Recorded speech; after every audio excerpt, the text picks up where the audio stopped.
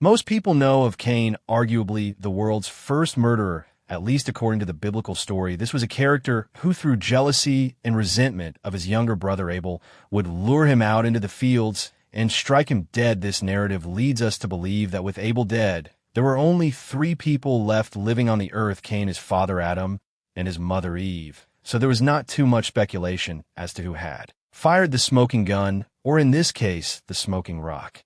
The biblical God is shown to be far more active during these parts of the narrative, and so he already knows Cain is the murderer and sentences him to wander eternally. The idea of someone wandering the earth eternally is quite a fascinating and provocative concept, especially for someone like Cain, someone literally capable of murder no less.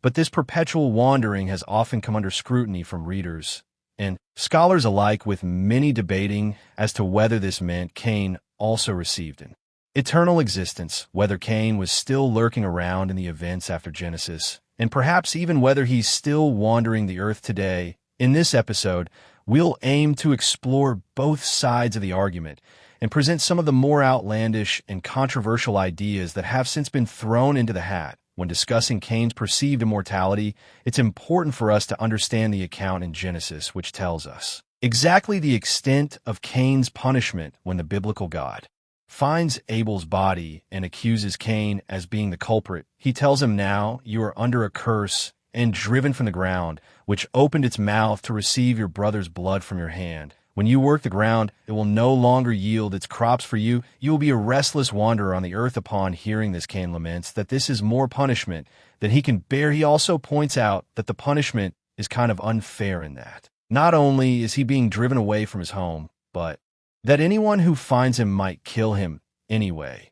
So as to ensure that this did not happen, the biblical God said unto him, "Not so anyone who kills Cain will suffer vengeance 7 times over." Then the Lord put a mark on Cain, so that no one who found him would kill him outside of this. We don't really know what happened to Cain, as the Bible shuffles him off into obscurity shortly after this passage. We do know that his wanderings saw him journey to the land of Nod, which we are told was east of Eden.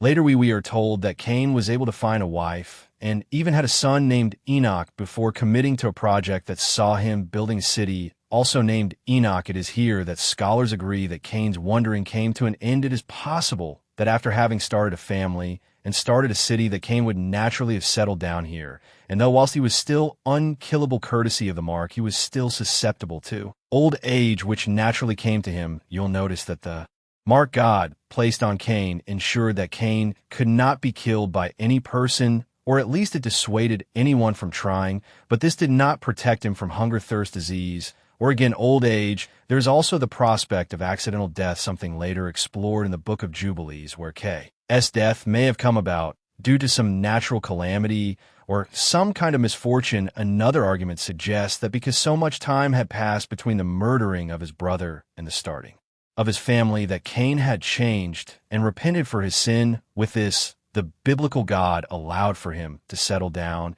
and in time remove the mark from him, allowing him to be unburdened by any sort of immortality. These ideas all coincide with the conclusion that Cain probably isn't walking around today, but rather he either expired naturally or befell some other fatality that the biblical narrative deemed too irrelevant to include. A greater argument against Cain's existence and survival throughout time is simply the biblical flood. As told to us in chapter 6 of Genesis, the flood wiped out everything, all animals of the sky, the land, and all the people who at that time had been deemed wicked and unsavable.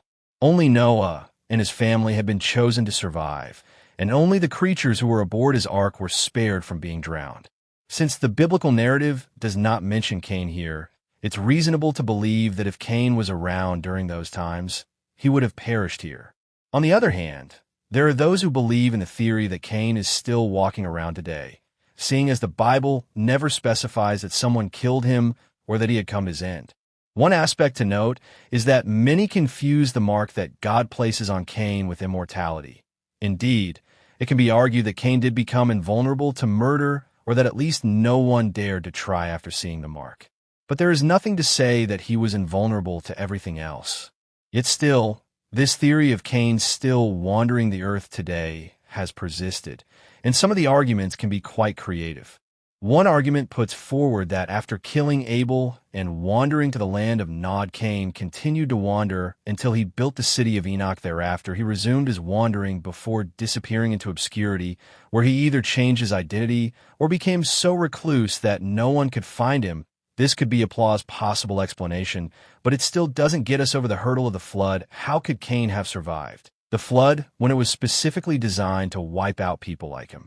Well, to answer that, believers of this theory resort back to the mark and once again put forward that the mark provided Cain with an ironic protection. With this theory, it would see he can survive the flood and continue to drift into this new world where even fewer people would remember who he was. But for those who would take this narrative literally, there's an idea that Cain's existence persevered well outside of the Old Testament pages, to the point that he is still knocking about today.